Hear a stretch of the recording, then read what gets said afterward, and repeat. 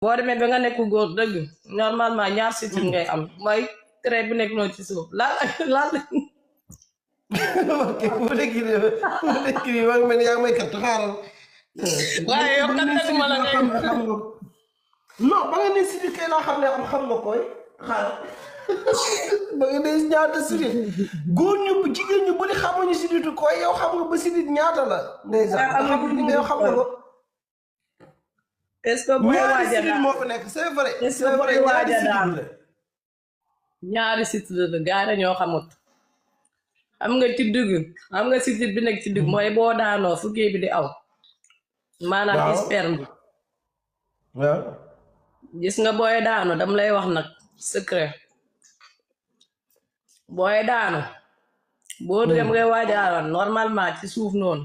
entre xuur yi ak sitit bi boo ci laalee mon frère ñëwal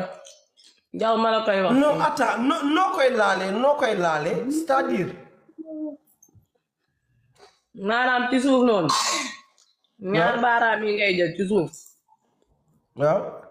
normalement xale bu jigéen bu xam bu baax góor danga koy sentir na ngay sentir je comprends pas beaucoup loolof nag na ngay commencer sentir tuuti ne ni léegi mu wàcc léegi mu ñëw moom ngay jàpp ci suuf ne ko nii tër gis nga boo ko laalee mu daanoon benn yoon day saw mais boo laalee xuur yi day daanu wala du daanu affaire bi day delluwaat wala day daanu ci suuf xuur yi la entre xuur yi ak kii bi ak fu koy bi am mooy poqataanu